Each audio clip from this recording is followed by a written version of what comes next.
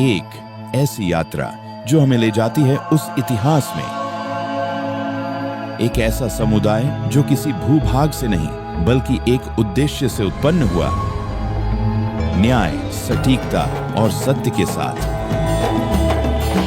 कायस्थों ने तलवार भी चलाई और कलम भी, क्रांतियों का नेतृत्व किया, संविधान भी बनाए और ऐसी रचनाएं लिखी गई जिन्होंने पीढ़ियों इतिहास से प्रेरित किया। भगवान चित्रगुप्त जी महाराज की दिव्य उत्पत्ति से लेकर कायस्थों ने भारत के आध्यात्मिक, राजनीतिक और सांस्कृतिक जीवन पर गहरी छाप छोड़ी है। लेकिन आखिर ऐसा क्या हुआ कि ये कहानियां इतिहास में लुप्त हो गईं? फिर से इतिहास की अनसुनी कहानियां सामने आएंगी। जानेंगे कायस्थों का इतिहास, उनकी संस्कृति और उनकी बदलती पहचान।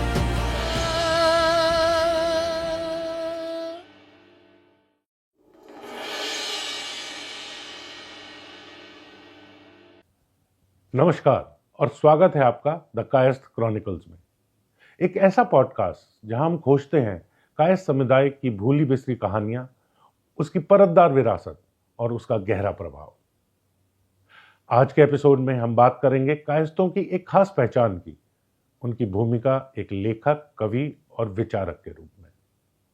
क्योंकि अगर इतिहास को ध्यान से देखें तो पाएंगे कि कायस्थों ने सिर्फ राज नहीं किया, प्रशासन ही नहीं संभाला, बल्कि उन्होंने अपने विचारों, अपनी कलम और अपनी भाषा के माध्यम से समाज को एक दिशा दी। पुराने फारसी दरबारों के दस्तावेजों से लेके जियोपॉलिटिक्स, मुगलकालीन कविता से लेके स्वतंत्रता के बाद के साहित्य तक, कायस्थों ने भारत की सोच, भाषा और अभिव्यक्ति को आकार दिया है। राजनीतिक विचार, नैतिकता, आध्यात्मिकता, हर क्षेत्र में उनका योगदान रहा है। प्रशासनिक ग्रंथों से लेकर हिंदू कानून की व्याख्याओं तक, फारसी कविता से लेकर उर्दू अखबारों तक, कायस्थ हर जगह मौजूद थे, लिखते हुए, सोचते हुए और समाज को दिशा देते हुए। तो आइए इस दिलचस्प चर्चा की शुरुआत करते हैं श्री उदय सहाय जी के साथ, जो कायस्थ एनसाइक्लोपीडिया के लेखक हैं। So sir, welcome to the show. So let's talk about the evolution and origin of Kayasthas as the writers class and the story of their becoming the writers class of India. The first writers class. The first writers class of India. Yes.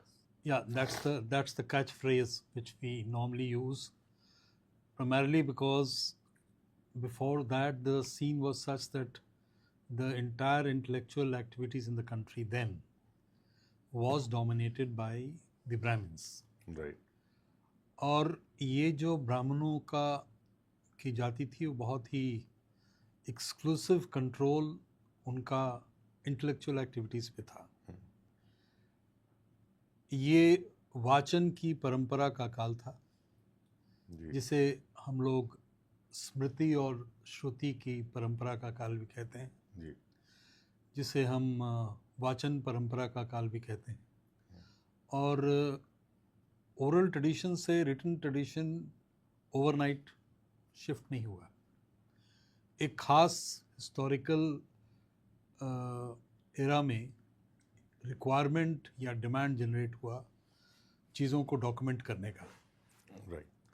और ये जो demand create हुआ वो naturally जो second urbanisation है भारत का, first urbanisation जो आज तक हम उसकी डॉक्यूमेंटेशन को पढ़ नहीं पाए हैं, मोहनजोदाड़ो, हड़प्पन सिविलाइजेशन का। लेकिन सेकंड जो अर्बनाइजेशन है कंट्री का, वो 16 जनपदों के इतिहास के साथ शुरू होता है, एक के बाद एक। ये बड़े स्टेट जो फॉर्म हुए उसे हम जनपदों के नाम से जानते हैं। और 16 जनपद बने, छोटे भी कई बने, जिसमें चीज़ों को डॉक्यूमेंट करने का रॉक एडिक्ट के में, पिलर एडिक्ट में, अध्यादेश में, ऑर्डर में, तो गवर्नेंस की जो एक फाउंडेशन बनी लिखने की, उसके दरमियान एक वो तबका जो इंटेलेक्चुअली इंक्लाइंड तो था, लेकिन वो एक्सक्लूसिव ब्राह्मणिकल क्लब का मेंबर नहीं था। Right. और जाहिर है कि उनमें भी एक छटपटाहट थी। तो ये जो वर्ग बना, जिसको इंग्लिश में क्लास कहें, वही कालांतर में बढ़ता गया। उसमें जो भी इंटेलेक्चुअली इंक्लाइंड लोग थे शामिल हुए, और उस समय तक वो क्लास था, जाति नहीं बनी थी जी हिस्टोरिकली देखें। जी और कई लोग इसको कंफ्यूज करते हैं कि जो ग्रैंड नैरेटिव की दुनिया है, कुछ लोग जी। जिसको माइथोलॉजी कहते हैं, वो अलग है। वो वाचन परंपरा की दुनिया था, जो बाद में उसको भी रिकॉर्ड किया गया, और वो बात का पीरियड था, लेकिन वो चला कई सालों तक, हजारों सालों तक बोलचाल की परंपरा में। लेकिन जब ये लिखित परंपरा की डिमांड बढ़ी, तो ये तबका धीरे धीरे साथ आया, ग्रुप हुआ। और इनको इसीलिए आप देखेंगे कि चित्रगुप्त शब्द आपको वेद में मिल जाएंगे, कई पुराणों में मिल जाएंगे, जैसा कि हम लोगों ने चर्चा किया। लेकिन कायस शब्द बहुत बाद में हिस्टोरिकल डॉक्यूमेंट में इमर्ज करता है। राइट। जैसे याज्ञवल्क्य स्मृति, वाल्क्य की स्मृति में, उनकी जो स्मृति है उसमें कायस शब्द का जिक्र आता है, और उसकी चर्चा हम लोग करेंगे। राइट। और उस वक्त धीरे धीरे कई लिटरेचर में इसका जिक्र हमें देखने को मिलता है। राइट। याज्ञवल्क्य 100 से लेके 300 ईस्वी की कहानी है, जिसमें ये नेचुरली इमर्ज किया होगा, इवॉल्व किया होगा। और राष्ट्रकूट के एक शिलालेख में भी कायस शब्द का जिक्र मिलता है। कई सोर्सेज ये बताते हैं कि कायस शब्द के पहले कर्णम शब्द का इस्तेमाल हुआ, जिसका मोटे तौर पे अर्थ है लिखने वाली परंपरा, लिखने वाला एक वर्ग। और कर्णम वर्ग के बाद कायस्थ वर्ग भी सामने आता है, और कायस्थ वर्ग के सामने आते आते ये 16 जनपदों की कहानी भी आपके सामने आती है जी। और 16 जनपदों की कहानी के साथ साथ आप पाते हैं कि जो बुद्धिज़्म का इवोल्यूशन हो रहा था, वहाँ पर एक इंडिपेंडेंट नॉन ब्राह्मणिकल ट्रेडिशन में चीज़ों को रिकॉर्ड करने की परंपरा भी बन रही थी, और उसमें कई कायस्तों के इन्वॉल्व होने की बात भी आती है। ओल्डेस्ट मेंशन इसका तो याज्ञवल्क्य स्मृति में मिलती है, और राष्ट्रकूट के शिलालेख में भी इसका जिक्र मिलता है जी। उसके बाद कुषाण, मथुरा के करीब कुषाण इंस्क्रिप्शन, जिसके बारे में एक दिन मैं आपसे जिक्र कर रहा था, कायस शब्द का जिक्र आता है। लेकिन ये आप उस तरह से समझ सकते हैं कि स्टेट फॉर्मेशंस हो रहे थे। स्टेट का एक मेजर रिक्वायरमेंट होता है डॉक्यूमेंटेशन, स्टैंडर्डाइजेशन, कम्युनिकेशन का, ताकि आप जो बोलें उसी तरह से वो कोशिश की जाए कि जनता तक पहुँचे। आपको ये भी याद होगा कि अशोक अपनी बातों को, अपने कम्युनिकेशन को दूर दूर तक पहुंचाने के लिए कई जो उस समय के हाईवेज थे उन पर उसने एडिक्ट्स लगाए, रॉक एडिक्ट्स लगाए, पिलर एडिक्ट्स लगाए, ज़्यादा पिलर एडिक्ट्स लगाए।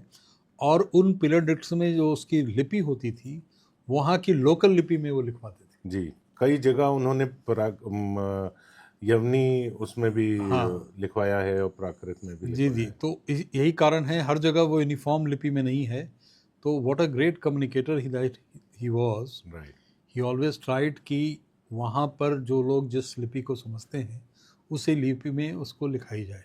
और साथ के साथ जैसे आज की परंपरा है चीज़ों को इंग्लिश और हिंदी दोनों में लिखने में, वो उनकी पाली में भी लिखी जाती थी और प्राकृत में भी लिखी जाती थी जी। और वहाँ की अगर भाषा खरोष्टी है, लिपि खरोष्टी है, तो उसमें भी लिखी जाती थी, ताकि तमाम तरह के लोग जो उन हाईवेज पे गुजर रहे हैं, सराय घरों में जा रहे हैं, उसमें वो राजा की जो कम्युनिकेशन है उन तक पढ़ें। और ये अशोक का जिक्र तो इसलिए आता है कि अशोक का अंपायर काफ़ी बड़ा था, जी उसकी स्टडी भी काफ़ी हुई है, लेकिन बाकी जनपदों की कहानी भी अलग नहीं थी। जी सिमिलर ढंग से गवर्नेंस का वो एक मेजर मैट्रिक्स लिखना पढ़ना बना, और इसीलिए जब हम कहते हैं कि हिंदुस्तान का पहला राइटर क्लास कायस्थ थे, जी तो कई लोग इसको थोड़े से डिस्प्यूट करने लगते हैं कि नहीं, ब्राह्मण्स पहले थे। ब्राह्मण्स तो थे ही पहले, इंटेलेक्चुअल क्लास तो ब्राह्मण थे, जी लेकिन ब्राह्मण्स के की जो पकड़ थी, डोमिनेंस थी, वो ओरल ट्रेडिशन पे थी, श्रुति और स्मृति परंपरा पे थी। लेकिन लेखन परंपरा में फर्स्ट इमर्जेंस जो एक क्लास इमर्ज किया, जो बाद में कास्ट या जाति का रूप जिसने लिया, वो कायस्थों का था। और यही कारण है कि कई बार ब्राह्मणों को they used to look down upon these fellows, because उनको लगता था, मे बी जेन्युइनली उस समय ऐसा लगता होगा, कि जब आप किसी भाषा, किसी भाव को, विचार को लिख देते हैं तो उसमें रेजोल्यूशन लॉस होता है, उसके मीनिंग में, उसके कहने के तरीके के कारण या शब्दों के करेक्ट उपयोग न किए जाने के कारण उस रेजोल्यूशन लॉस को उनको लगता था कि कहीं ना कहीं उसकी थॉट की जो प्योरिटी है, आइडिया की प्योरिटी है, उस पर हम कॉम्प्रोमाइज़ कर रहे हैं। मगर वो सब ऐसा नहीं है कि श्रुति और स्मृति की परंपरा में जो चीज़ कही जा रही है उसका खराब होने का चांसेस ज़्यादा है, या उसका एक तरह से डिस्टॉर्ट होने का चांसेस ज़्यादा रहता है अगर आप किसी चीज़ को लिख दें उसमें, क्योंकि इवन अर्ली वैदिक पीरियड में भी कोई रेफरेंसेस लिखने के नहीं मिलते हैं, राइटिंग के रेफरेंसेस नहीं मिलते हैं। ये 6th से 7th सेंचुरी के आसपास फिर ये आपको रेफरेंसेस मिलते हैं राइटिंग के, जब आप अक्षर की और वर्ण की बातें शुरू होती हैं। और तो उसके पहले एक श्रुति और स्मृति की ही परंपरा चल रही थी क्या इसके अंदर? नहीं, आपकी बात बिल्कुल दुरुस्त है, लेकिन इसको इस कॉन्टेक्स्ट में देखिए, ये हम बात कर रहे हैं इंडिया का सेकंड अर्बनाइजेशन फेज का।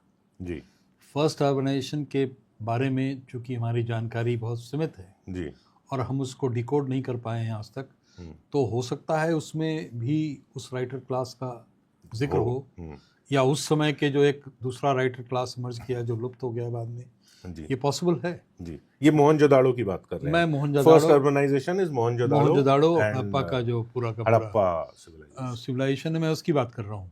तो उसके उस नॉलेज के ना होने के कारण हमारे आपके पास हम ये इन्फर करते हैं सेफली कि जो सेकंड अर्बनाइजेशन हुआ, जिसमें 16 जनपद बने, राइटर क्लास का इमर्जेंस वहाँ से हुआ है जी। बट ये टेंटेटिव है। कल अगर रिसर्च करके निकलता है कि नहीं वहाँ भी एक राइटर क्लास था, जो कि था फर्स्ट, हाँ, आपको जो कि था, क्योंकि हम भाषा नहीं समझ पाए हैं, दिख रही है, हाँ, लेकिन उसका नाम क्या था, तो है, क्या यही था, यही लोग थे, क्या कंटिन्यूटी ये था। तो एक टेंटेटिव सा कंक्लूजन दिमाग में आता है कि स्मृति श्रुति परंपरा के संवाहक ब्राह्मण्स रहे, राइटर्स क्लास जो रिकॉर्डेड है, जो समझा जाता है, जो आइडेंटिफाई किया जाता है, वो कायस्थ है। शुरू में Brahmans were sceptical about the efficacy of usage of writing, और इसीलिए वो कहा जाता है कि कास्तों को लुक डाउन भी करते थे कि ये हमारी प्योरिटी को कहीं ना कहीं कर रहे हैं, हाँ, वो डाइल्यूट कर रहे हैं अपने चीज़ों से। लेकिन चूँकि उनकी पैट्रोनेज राजा के द्वारा थी, तो नेचुरली उनका बुरा लगना या अच्छा लगना पे वो डिपेंडेंट नहीं था जी। तो वो प्रथा बढ़ी और बढ़ती चली गई, और बाद में ये पदों पे भी से भी लिंक होने लगा जी। जैसे आज चीफ सेक्रेटरी होते हैं, उस ज़माने में प्रथम कायस्थ, उत्तम कायस्थ, इस तरह के कई शब्द आपको मिलते हैं। और यही कारण है कि बहुत लोग उसको इंटरचेंजेबली भी इस्तेमाल करते हैं कि Kayastha as a occupational group and Kayastha as a जाति। राइट। और कलहन को भी आप पढ़ेंगे तो कलहन भी उस क्लैरिटी, सोशोलॉजिकल क्लैरिटी उस ज़माने में तो थी नहीं, तो इंटरचेंजेबली दोनों को इस्तेमाल करते हैं, और जिससे ये भ्रम पैदा होता है कि वो ऑक्यूपेशनल ग्रुप की बात कर रहे हैं या जाति की बात कर रहे हैं। जी। लेकिन आप अगर ललितादित्य की बात कर रहे हैं तो आप काफ़ी बाद में आके ललितादित्य की बात कर रहे हैं। जी, मतलब ऑलमोस्ट 8th सेंचुरी के आसपास हम जी उनकी हाँ, बात जी हाँ। कर रहे हैं। और हम जब याज्ञवल्क्य की बात कर रहे हैं, प्रतिहार की बात कर रहे हैं, तो दे प्रिसीड। जी, वो मतलब 100 से लेके 300 ईस्वी के आसपास की बात कर जी रहे हैं हाँ, जब हम जी हाँ, याज्ञवल्क्य स्मृति की बात करते जी हाँ। हैं। तो ये बात तय था कि जो लोग ये डाउट करते हैं कि ये जाति थी कि नहीं थी, उनको ये कंपैरेटिव नोट करके ही वो समझ पाएंगे जी, कि ऐसा नहीं कि कल्हण, इनफैक्ट कल्हण ने ललितादित्य के बारे में भी 400 साल बाद लिखा। बाद लिखा है उनके होने के 400 साल बाद। और उसकी जो अपनी उसके चश्मे का कलर था, उससे उसने पूरी चीज़ों को देखा। जी, एक तरफ महिमा मंडित भी उसने काफ़ी किया जी, ललितादित्य को, और साथ के साथ मिक्स किया उसने ऑक्यूपेशनल ग्रुप से, और उसकी अच्छी बहुत खट्टी मीठी अनुभव रही होगी, उसके आधार पे उसने कायस्थों को कई जगह क्रिटिसाइज भी किया है। जी, अब वो ऑक्यूपेशनल ग्रुप को क्रिटिसाइज कर रहा है, ललितादित्य को महिमा मंडित कर रहा है, कोई आश्चर्य की बात नहीं। एक राजा था और बाकी एक क्लास है जिसके बारे में क्लास है, बात कर जी। रहा है। लेकिन इससे एक कन्फ्यूजन सा पैदा होता है अगर आप उसको आज के चश्मे से देखें तो। जी, मैं बता दूं, कल्हण जिसकी हम बात कर रहे हैं वो कल्हण वो हैं जिन्होंने राज तरंगिनी लिखी, जो कि एक बहुत ही ऑथेंटिक किताब और सोर्स है ललितादित्य उस समय को जानने का और ललितादित्य मुक्तापिता के शासन के बारे में जानने का, जी हाँ, जिनको अलेक्जेंडर ऑफ इंडिया भी कहा जाता है। जी जी। तो सर, इसमें एक चीज जो समझ में आती है वो ये है कि एक राइटर्स क्लास उभरा, और उसके बाद शायद वो शुरू में कर्णम कहलाया और उसके बाद वो फिर कायस्थ। कायस्थ कहलाए, और इसका जो प्रथम हमें इसका दर्शन मिलता है वो याज्ञवल्क्य स्मृति में मिलता है, जो 100 से 300 ईस्वी के आसपास की घटना है। और बाद एक- में राष्ट्रकूट के, और फिर बाद में राष्ट्रकूटों में भी। इसमें एक पीरियड है सर, बुद्धा पीरियड, जिसमें कि नॉन ब्राह्मणिकल राइटिंग को बहुत एनकरेज किया गया, और आपने उस बारे में हमारी चर्चा भी हुई है, आपने बताया भी था उस। तो मैं ये जानना चाहूंगा उस बुद्ध पीरियड में क्या हो रहा था, और उस समय कायस्थों को और मोटे तौर नॉन पे ब्राह्मणिकल राइटिंग को किस तरह से एनकरेज और क्यों किया जा रहा था। देखिए, अगर बुद्ध को इंडिपेंडेंटली आप स्टडी करें, जी, कायस्थ के मुद्दे से अलग करके भी, तो वो एक नया ऑर्डर फॉर्म हो रहा था। जी, उसके पहले जो एक वर्ण की परंपरा बन चुकी थी जी, कि जो दिमाग का काम है वो ब्राह्मण करेंगे, जी, क्षत्रिय जो है वो बाजू का काम करेंगे, जी, वैश्य जो है वो व्यापार करेंगे, ट्रेड करेंगे, और इन तीनों का सेवा करने के लिए जो वर्ग था वो, तो ये 4-फोल्ड वर्ण से थोड़ा लोगों का जो भ्रम टूटा या उस पर प्रश्न चिन्ह खड़ा हुआ, ये उस पीरियड की बात है जब बुद्ध इमर्ज करते हैं। जी, और वो उन दिए गए आंसर से सेटिस्फाइड नहीं है, तो वो उस आंसर की तलाश में वो घर छोड़ के भी निकलते हैं। जी, और पूरी यात्रा, इनफैक्ट अगर आप बुद्ध की यात्रा में थोड़ा सा जी, विषयांतर कर रहा हूँ, हाँ, कॉन्सेप्चुअली इसको बताने के लिए, मैंने बुद्ध पे काम किया है।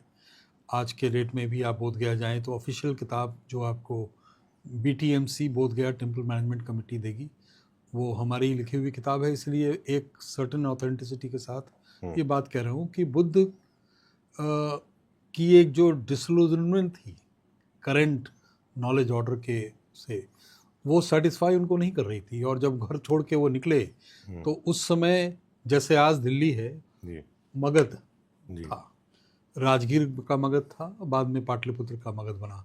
तो जाहिर है जहाँ भी एक अंपायर, उतने बड़े अंपायर का, उतने पावरफुल अंपायर का कैपिटल कोई बनेगा, तो जितने इंटेलेक्चुअल्स होते हैं वो आकर्षित होके शहर में या उसके आसपास के वनों में आके बसते हैं।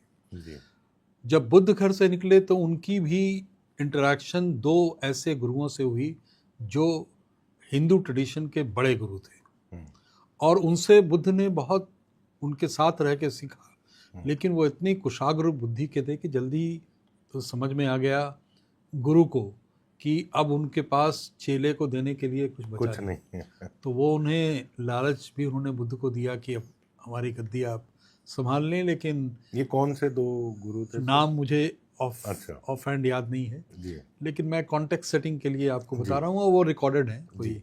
और उनसे उन्होंने तमाम उस समय के बेस्ट ऑफ जो सनातनी ट्रेडिशन, हिंदू ट्रेडिशंस की का नॉलेज था, रिचुअल्स था, वो सारी उन्होंने उनसे हासिल किए, जिसका इस्तेमाल भी उन्होंने बाद में किया है गाए बगाए। और उसकी जो रिचुअलिस्टिक और मैजिक पार्ट थी, उससे वो बचते भी रहे और अपने शिष्यों को भी कहते रहे कि इससे बचें। तो उस चक्कर में एक ऑल्टरनेटिव एंटी ब्राह्मण वो ऑर्डर नहीं था, मैं उसको उस तरह से, लेकिन वो एक ऑल्टरनेटिव नॉलेज सिस्टम इमर्ज कर रहा था। राइट। और नॉलेज ऑल्टरनेटिव सिस्टम के साथ साथ एक ऑल्टरनेटिव लिपि भी इवॉल्व कर रही थी, जी एक कहने का तरीका भी इवॉल्व कर रहा था।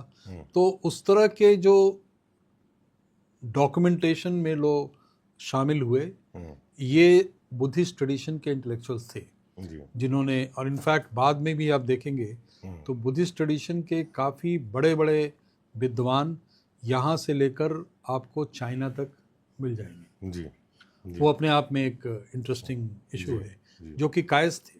जी लेकिन चूंकि उन्होंने बुद्ध धर्म अपना लिया था, तो लोग कन्फ्यूजन में कभी उनको कायस्थ लोगों ने नहीं कहा। अब थोड़ा शोध होने लगा है तो उनकी जाति पर की चर्चा होने लगी है, अदरवाइज वो plain and simple Buddhist scholar, Buddhist monk थे। जी तो आपने जो प्रश्न पूछा अभिषेक, वो बहुत रेलेवेंट प्रश्न है, लेकिन मेरी समझ ये कहती है कि वो कॉन्शस एंटी ब्राह्मणिकल मूव नहीं था।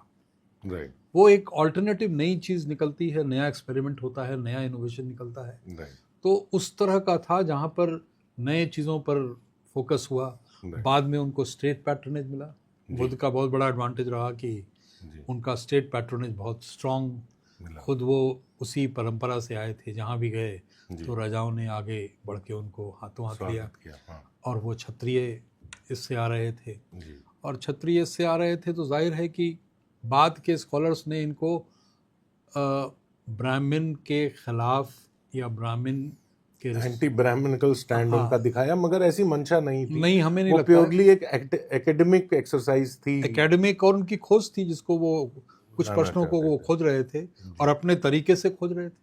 जी तमाम हिंदू ट्रेडिशन की बेस्ट ऑफ नॉलेज इम्पार्ट होने के बाद भी उससे निकलते गए, और अंत में जाके वहाँ पे गया के पास एक पहाड़ है जिसे डुंगेश्वरी पहाड़ कहते हैं। अच्छा। और इनका नाम ही पड़ गया था डुंगेश्वरी बाबा। अच्छा, बुद्ध भगवान भगवान का अच्छा। उस समय। और वो डुंगेश्वरी पहाड़ के बीच में आज भी वो गुफा है जहाँ पर ये इन्होंने कहा कि मैं खुद ही खोजूंगा। और उस गुफा में उनकी स्थिति ये बन गई कि पेट और पीठ कहा जाता है कि एक हो गया था, पूरा हड्डियां दिखने लगी थी। एंड वो एक अतिशय की परंपरा में, एक्सट्रीमिज्म की परंपरा में खुद को गलाकर इनलाइटनमेंट की तलाश में गए थे। ये बात अलग है कि उनको महसूस हो गया कुछ समय के बाद, सुजाता ने एक मेजर रोल प्ले किया कि ये जो एक्सट्रीमिज्म है ये इनको कहीं नहीं ले जाएगा। इनफैक्ट सुजाता के संपर्क के आने के बाद ही वो मॉडरेशन में गए। अच्छा। जिसको हम मध्यम मार्ग कहते हैं। तो खैर वो एक अलग विषय है। यहाँ पर रेलेवेंट उसका चीज़ है कि वो एक नॉलेज सिस्टम अचानक इमर्ज किया, नॉलेज के साथ साथ लैंग्वेज इमर्ज किया, लिपि इमर्ज किया, और स्टेट का पैटर्नेज मिला जी, जिसमें अशोका ने एक बड़ा रोल प्ले किया कि बिंबिसार से वो शुरू हो गया था। जी, बिंबिसार से आप और थोड़ा पीछे जाएं, अशोक तो बाद में आए। उस समय तक तो ये काफ़ी आगे बढ़ चुके थे लोग, लेकिन बिंबिसार के समय मेजर पैटर्नेज मिला। और वो मिलने के बाद मतलब बिंबिसार ने एक्चुअली पहला जो बैम्बू फॉरेस्ट 100 एकड़ का गिफ्ट दिया बुद्ध को इनलाइटनमेंट के बाद, वो आज भी राजगीर में वो जगह है। अच्छा। तो अशोक के समय आते आते स्केल काफ़ी बढ़ गया, रिसोर्सेज बढ़ गए, तो वो पैटर्नेज का मतलब ही बदल गया। तो उसमें एक भूमिका मेजर उस समय की काल और समय का भी था।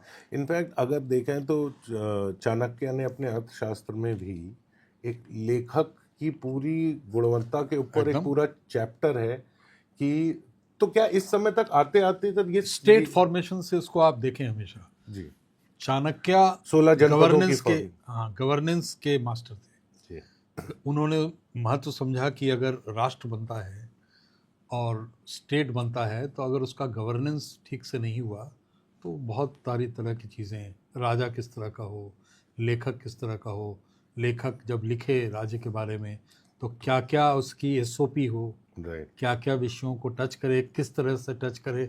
और आपने बहुत सही चीज़ों को पकड़ा कि इन चीज़ों पर तवज्जो उस समय तक आने लगी काफ़ी थी। काफ़ी आने लगी थी। तो एक लेखक का और एक लेखनी का विकास होने लगा था जहां पे उसको समझ में आने लेकिन लगा था। चाणक्य की कहानी बहुत बात की है। जी ये हम जब जिस समय की बात कर रहे हैं, हम बिंबिसार का राजगीर जी उस समय और उनके कॉन्टेम्पररी बुद्ध जी वहाँ पर राजगीर में उनका गिरधकूट पहाड़ पे, जो उनकी आज भी देखने लायक जगह, लोगों को पता नहीं है उन जगहों पे, कई बार जाते हैं कई बार नहीं भी जाते हैं। तो आप कॉन्टेम्पररी बुद्ध के बिंबिसार हुए, जो बढ़ते बढ़ते बढ़ते पाटलिपुत्र तो बाद में उदयन के बाद कैपिटल शिफ्ट हुआ जी और वो पीरियड बाद का है। जी और उस समय तक चीज़ें कंसोलिडेट हो गई, स्केल अप हो गई, जी धीरे धीरे एक लोकलाइज्ड जनपद जो है वो पैन इंडिया बना और पैन हाफ एशिया की तरफ वो फैला, जी पहाड़ों की तरफ पर्वतोन्मुख फैला, नदियों की तरफ, समुद्र की तरफ सागरोन्मुख फैला।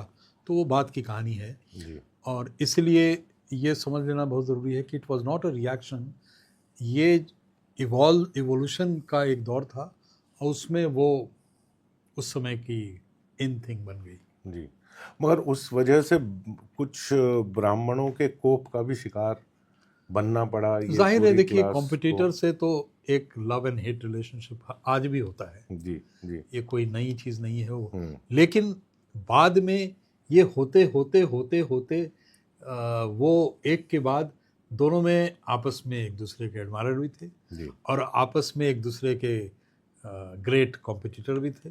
जी और जाहिर है कि इंटेलेक्चुअल एक्टिविटीज़ जो हो रही है, आप स्टेट फॉर्मेशन हुआ तो जगहों की जगह क्रिएट होती गई, जी पोस्ट क्रिएट होते गए, जी तो पोस्ट उसी को दिया जाएगा जिसके पास वो स्किल है। जी राइटिंग लिखने स्किल पढ़ने का। ब्राह्मणों के पास नहीं था हम्म, टू बिगिन विथ, जी तो वो पिछड़े, राइट। फिर उन्होंने ताकत मगर लगाई, वो कोप अप किया, फिर उन्होंने वो आए, काबिलियत फिर थी उनको, जी वो भी बहुत जल्दी उनके कॉन्टेम्प्रेरी आए। और आज तो शिक्षा का डेमोक्रेटाइजेशन और राइटली सो हुआ कि आज विशेष जाति विशेष के लिए शिक्षा नहीं रह गई है। लेकिन जी हम उस जमाने की बात कर रहे हैं जब इस ट्रेडिशन की शुरुआत हुई थी। जी तो वो वहाँ से लेकर राइटर्स क्लास का किस तरह से विस्तार हुआ आप देखेंगे। धीरे धीरे धीरे धीरे लिटरेचर में कहाँ कहाँ इसका जिक्र आता है, जैसा कि जी। हमने बताया कुषाण के इंस्पेक्शन में मथुरा के पास जी कायस्थ का जिक्र आता है।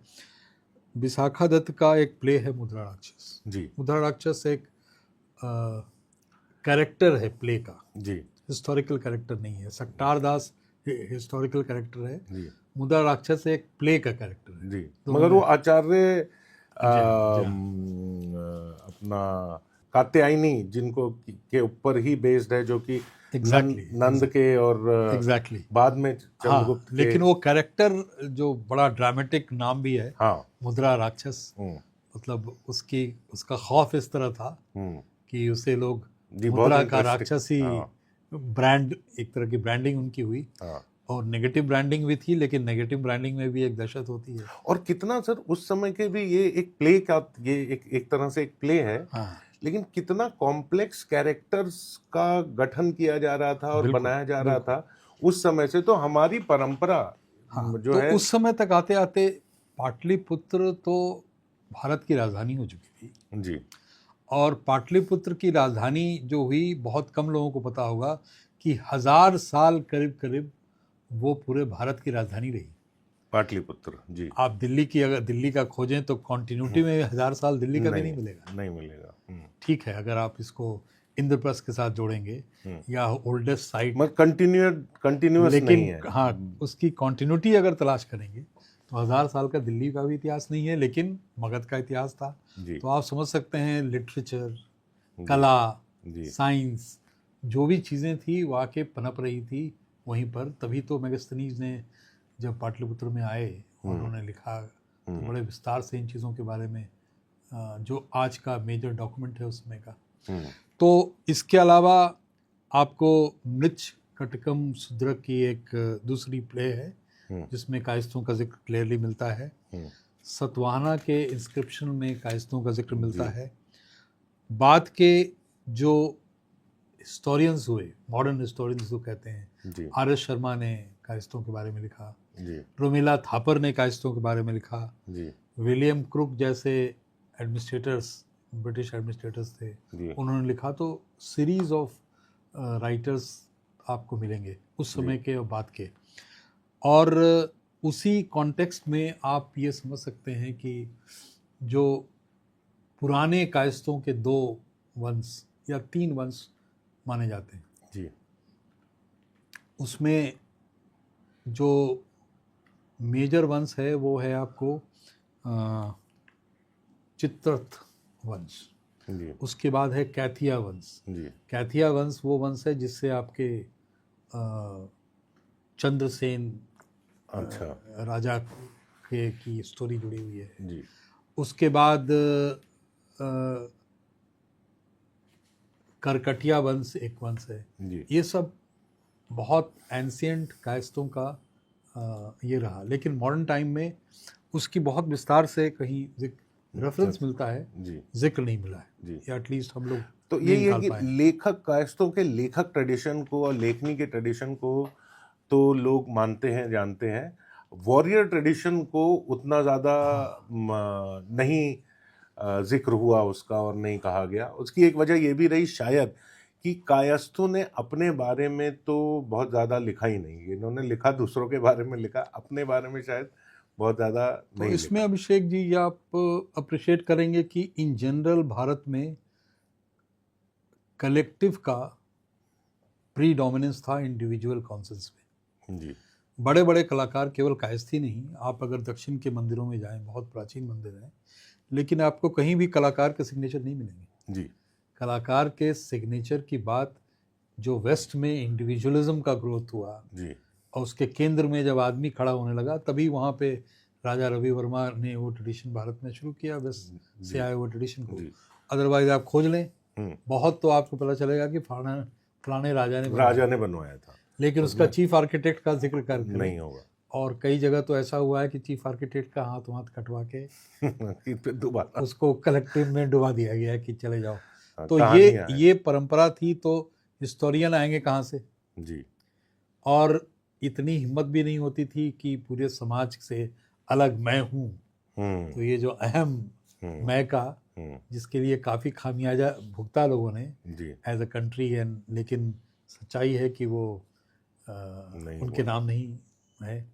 तो ये कायस्थों की बात नहीं है, इन जनरल भी हमारे समाज में कलेक्टिविटी पे बहुत फोकस रहा, इंडिविजुअल पे बहुत कम। राइट। और उसके कायस्थ अब बात नहीं थे। जी, तो सर हमने हिस्ट्री को टच किया कि किस तरह से कायस्थों की हिस्ट्री और evolution as a writers class emerge किया और किस तरह से वो बढ़ा। और इसी के साथ साथ एक चीज और हुई कि कायस्थों का एक बहुत बड़ा माइग्रेशन हुआ ऑल ओवर इंडिया। और लोग जैसे जैसे पढ़ते जाता है आदमी, जैसे जैसे वो सीखता जाता है, उसकी कल्पनाएं भी बढ़ने लगती हैं, उसको और अनुभव की तलाश रहती है और वो जाता है। और कायस्थों में एक आपने जो बहुत बड़ा एक काम किया है, और शायद कायस्थ एनसाइक्लोपीडिया ने एक जो बहुत बड़ा काम किया है, वो ये कि कायस्थों की जो माइग्रेशन के बारे में आपने इतना विस्तृत उसका रिसर्च किया कि किस तरह से ये कहाँ जाए, वो एक अपने आप में एक बहुत बढ़िया विषय है। तो मैं चाहूँगा कि हम कायस्थों के माइग्रेशन किस तरह से हुए और कहाँ से शुरू हुए, उसके बारे में थोड़ी चर्चा करें। बहुत सुंदर। तो इनफैक्ट इसको इस तरह से मैं देखना चाहूँगा अभिषेक जी कि माइग्रेशन 2 तरीके से, एक जो रिसर्च की परंपरा रही, उसमें क्या फॉल्ट रहा जी। हिस्ट्री के रिसर्च की परंपरा इंडिया में ये रही कि पहले आप नेशनल हिस्टोरियन मिलेंगे आपको जी। जिन्होंने एक खास तरीके से इतिहास को देखा। जी उसमें राजा रजवाड़े, जो टॉप मैन्स हिस्ट्री जिसको कहें, आपको मिलेंगे। जी उसके बाद दूसरा दौर जो आया वो सीधे उसकी दिशा उलट गई और उसे कहा जाने लगा सबॉर्डन हिस्ट्री। जी सबॉर्डन हिस्ट्री मतलब बिल्कुल किसान मजदूर हम्म, नीचे के तबके की जो हिस्ट्री है जी। उस पर। लेकिन चाहे ए हो या बी हो, मिडिल सेगमेंट उड़ गया जी और मिडिल सेगमेंट के जो राजा थे उनका जिक्र भी उड़ गया।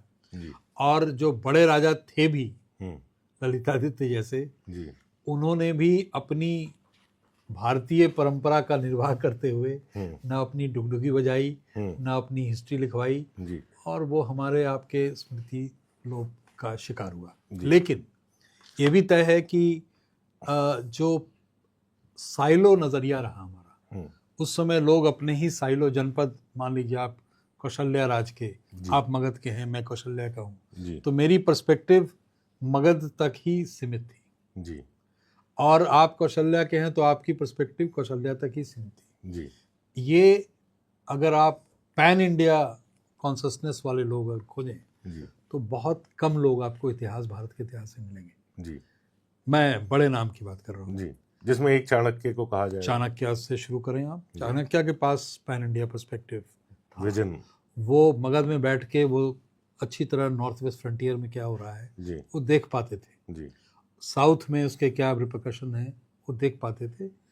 पैन इंडिया फर्स्ट अवेयरनेस बड़े नामों में चाणक्य का नाम आता है। उसके बाद शंकराचार्य का नाम लें, जी, शंकराचार्य, यस, पैन इंडिया उनकी जो दृष्टि थी वो वाकई पैन इंडिया दृष्टि थी। यही कारण है कि वो चारों पूरे भारत को उन्होंने कॉन्शसनेस के लेवल पे लिंक किया। जी चार। तीसरा नाम मेरे दिमाग में आता विवेकानंद का। जी विवेकानंद को कोई स्टेट पैटर्नेज नहीं था, जी लेकिन विवेकानंद कहाँ कहाँ गए इसकी कल्पना भी एक आम आदमी नहीं कर पाता। सकता, सही है। कश्मीर से लेके कन्याकुमारी और अटक से लेके कटक एक कहने का तरीका है। पूरे इंडिया में अल्मोड़ा भी आप जाएंगे तो अल्मोड़ा शहर में उनका फुटप्रिंट नहीं है। अल्मोड़ा शहर के 10-15 किलोमीटर आगे आप जाएंगे और आगे जाके भी वो रोड पे नहीं है, रोड से आपको 300 सीढ़ियाँ चढ़नी पड़ेंगी तब जाके पता चलेगा यहाँ भी आए थे जी, और थोड़ा सा उनका मेमोरियल है। राइट, उसी तरह रामेश्वरम में चले जाएंगे कन्याकुमारी में तो कन्याकुमारी में पता चलेगा कि यहाँ जो समुद्र के किनारे खड़े होकर आपको 500 मीटर के डिस्टेंस पे जो रॉक दिख रहा है वहाँ बैठ के उन्होंने तपस्या की थी।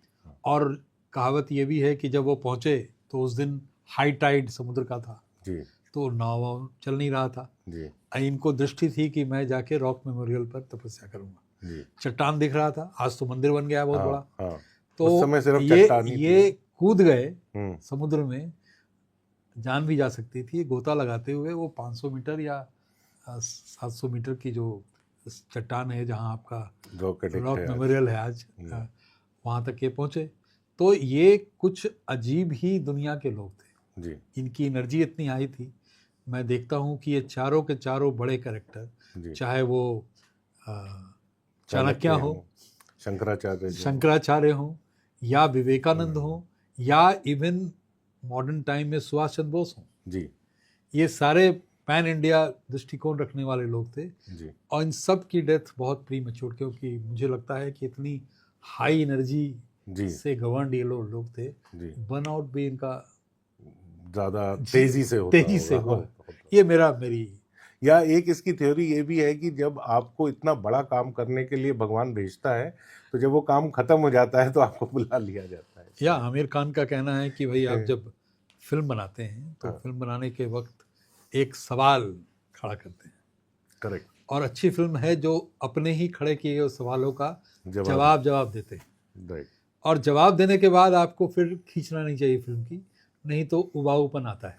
बिल्कुल, तो वो बड़ा अच्छा उसका इंटरेस्टिंग कॉन्वर्सेशन है। जी, तो इसमें भी जब आप एक उद्देश्य से आए, डिफिकल्ट उद्देश्य से आए, उसको आपने अचीव किया पूर्ण किया तमाम संघर्ष के बाद, जी, तो उसके बाद तो रुकना का मतलब है कि आपका हाँ उबाऊपन शुरू, जो कि बिल्कुल किसी भी तरह से गवारा नहीं है इस तरह के। तो सर ये हिस्ट्री की बात हुई, हम कायस्थों के एक माइग्रेशन के बारे में थोड़ी चर्चा करें, हाँ। जिसमें और इसमें बहुत इंटरेस्टिंग कहानियां हैं उसमें। इनफैक्ट चंद्रगुप्त की भी कहानी है अम्बष्टों के साथ की।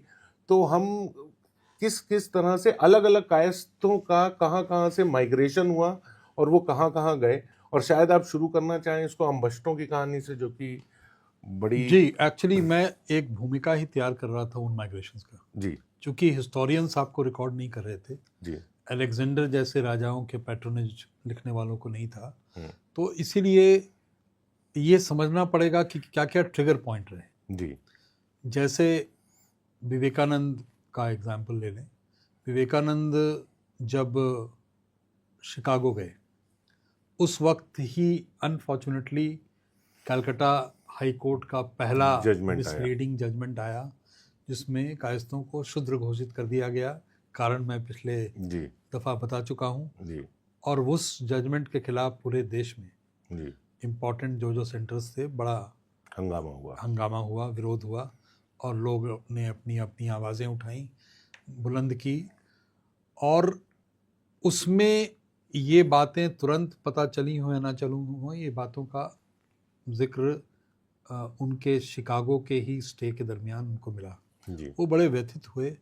उन्होंने पत्र के माध्यम से या जैसे भी संपर्क अपने गुरु से किया, और गुरु जी जो कि कुछ समय के बड़े साधक थे, स्वामी परमहंस, तो परमहंस जी ने उनको ये सुझाव दी कि आप अपनी जाति के इतिहास को पढ़ें, गौरवशाली इतिहास रही है, और फिर अपने को डिफेंड करें। जी तो उन्होंने जो पढ़ना शुरू किया होगा, इन लोगों के रिसर्च का तरीका भी आज के कन्वेंशनल रिसर्च की तरह नहीं था, कहाँ से क्या निकलेगा। तो वो कहाँ से, वो आज की तरह रेफरेंस रिसर्च तो था नहीं कि मैंने यहाँ पढ़ी है, यहाँ लिखी है। उन्होंने बहुत ही सुंदर भाषण दिया लौट के आके मद्रास में, जिसका जिक्र हम लोग कर चुके हैं। और उसमें उन्होंने कहा कि पूरी भारत में हम उस जाति से आते हैं जो एक खास समय में पूरे भारत में जो राजा थे वो कायस्थी थे। तो शुरू करते हैं ललितादित्य से, उसके बाद आगे बढ़ते हैं, उसके नीचे शाही डायनेस्टी जो सिंध और आज का वेस्टर्न पंजाब वाले इलाके में, हिंदू शाही डायनेस्टी जो, और जी हाँ, और उसके बाद आगे बढ़ते हैं तो वल्लभ शाही, आज भी वल्लभगढ़ यूनिवर्सिटी के रिमेन्स वहाँ पे मिल जाएंगे जी, वो इलाका है, वो भी कायस्थ डायनेस्टी जी। उसके बाद आगे बढ़ते हैं, उसको वो ले जाते हैं चालुक्य के पास, पुष्किंटू की बात करते हैं। उसके बाद आगे बढ़ते हैं तो इधर ईस्टर्न गंगा डायनेस्टी उड़ीसा की जो है, जिन्होंने सन टेम्पल कोणार्क मंदिर बनाया, उनकी है। और वो सिलसिला करते करते वो आते हैं पाल डायनेस्टी तक। पाल डायनेस्टी के बाद सेना डायनेस्टी, ये तमाम कायस्थ राजाओं की डायनेस्टी। तो स्वामी विवेकानंद जी कहते हैं उसमें कि चालुक्य डायनेस्टी, पाल डायनेस्टी, हिंदू शाही डायनेस्टी, ये सारी कायस्थ डायनेस्टी अपने वंश के इतिहास को बताने के क्रम में वो साइट करते हैं। और साइट करने में इंटरेस्टिंग चीज़ ये है कि बाकी कई और डायनेस्टीज थी, ये रिप्रेजेंटेटिव डायनेस्टीज को ही हम लोग साइट कर रहे हैं, राइट, जो मेन। लेकिन एक आम इम्प्रेशन लोगों को आज है कि ये केवल कलम, ऐसा नहीं था। कलम से कलमजीवी जाति है। कलम के पहले तलवार की जो पूरी की पूरी परंपरा रही। मुझे अगले दिन एक चेयरमैन बहुत सीनियर पब्लिक अंडरटेकिंग के थे जी, और बातचीत में मजाक में ही वो कह गए कि लिखने में तो ये लोग काफ़ी तेज थे और शार्प थे, तलवार का क्या इनसे लेना देना था। और मैं मुस्कुरा रहा था कि वो, और इमेजिन कीजिए वो बहुत सीनियर पोजीशन पे हैं, उनकी व्यू कई जगह नेशनली इंटरनेशनली मानी जाती होगी, लेकिन उनकी भी एक फ्रोजन मेमोरी या नॉलेज यही है कि तलवार से इनको कोई मतलब ही नहीं जी। अब उनको कौन बताए कि ये केवल कई तरह से डॉक्यूमेंटेशन हुआ है जी। मैंने तो केवल स्वामी विवेकानंद का जिक्र किया। मॉडर्न टाइम में इवन जो पटना हाई कोर्ट का जो जजमेंट है उसको भी आप पढ़ें, उसमें भी इनमें से कई राजाओं का जिक्र है। और 4 राजाओं का तो भाई कलहन ने डॉक्यूमेंटेशन किया, ललितादित्य का। उसके बाद ये आगे आ जाए पुष्किन का डॉक्यूमेंटेशन है, जी। उसके बाद पाल डायनेस्टी का डॉक्यूमेंट, और ये सब बड़ी राज्य थे, बड़े बड़े बड़े उन्होंने kingdoms थे। बड़ों को ही साइड किया, जी छोटे मोटे तो कई रहेंगे, लेकिन जी। पॉइंट उनका मैसेज ये था कि लोग, हम कलमजीवी भी रहे हैं, तलवारजीवी भी रहे हैं। जी वो तलवारजीवी की परंपरा कायस्थ जाति ही भूल गई। जी लॉस ऑफ कॉन्शसनेस, ये जो माइग्रेशन पर हम आते हैं, जी उसका सबसे बड़ा फॉल आउट हुआ कि आप अपने इतिहास को जब भूल जाते हैं जी तो कई गलतियों को भी रिपीट करते हैं। तो आप पाएंगे कि कायस्थ जाति में अपने पास्ट के प्रति, अपनी हेरिटेज के प्रति, जी अपनी लेगेसी के प्रति एक उदासीनता जो रही, जी। उसको डॉक्यूमेंट करने में, उसका मेजर लॉस कि वी डिडंट नो कि हमारी वो परंपरा क्या थी। Right. आज जब बताते हैं तो कई लोग आंख फाड़ के देखते हैं, कई हाँ। लोग अविश्वास से भी देखते हैं, जी कई लोगों को लगता है कि कहीं ये तोता मैना की कहानी तो नहीं सुना रहे हैं, हाँ। बिकॉज इतिहास उन्होंने पढ़ा नहीं, मगर उसके ऐतिहासिक और पौराणिक दोनों ही सबूत, इतने Exactly. सारे सबूत हैं एग्जैक्टली कि उसके बारे में अब कुछ मतलब एग्जैक्टली और discussion केवल ही नहीं वो है। सबूत केवल शास्त्रों में नहीं है, जी। वो अबू फजल ने सबूत दिया, अबू फजल ने जो कहा एकदम उसके इस्लामिक ट्रेडिशन के स्कॉलर हैं। जी जी। वो सबूत बरूनी के राइटिंग्स में उसका जिक्र मिलता है कि तो किस तरह से बरौनी की, मैंने कई ऐसे बड़े स्कॉलर्स की राइटिंग में आपको ये जिक्र मिलता है जो कि नॉन सांस्कृतिक या नॉन पौराणिक ट्रेडिशन को रिप्रेजेंट करते हैं। जी और सबसे बड़ी चीज़ है जो साक्ष्यों पर बेस्ड हमारा क्रिमिनल जस्टिस सिस्टम है जी या जस्टिस सिस्टम है, उसके रिप्रेजेंटेटिव हाई कोर्ट ने ही उस पर एक व्यू लिया और बहुत डिटेल में व्यू लिया। और वो बहुत सुंदर जजमेंट है जो मेरे जी। ख्याल से सबको पढ़नी चाहिए, जी जिसमें एक तरह से उन्होंने ट्रेस किया है उसको ऐतिहासिक पौराणिक तरह से ट्रेस करते हुए आकर के फिर उन्होंने हिस्टोरिकल और ऐतिहासिक अभी के बिल्कुल एडमिनिस्ट्रेटिव सोर्सेज को देखा सोर्सेस है, को कोट करते scriptural हुए sources को देखा है, उन्होंने ये जजमेंट जजमेंट दिया। दिया। तो ये हमारी अज्ञानता है और उसमें हम लोग खुद भी दोषी हैं कि हमने उस बात को लोगों के सामने नहीं रखा, तो लोग भी मानते चले गए कि ये केवल लिखते हैं, अफसर होते हैं। लेकिन उसके साथ साथ गवर्नेंस की परंपरा तो इनके लेगेसी में रही।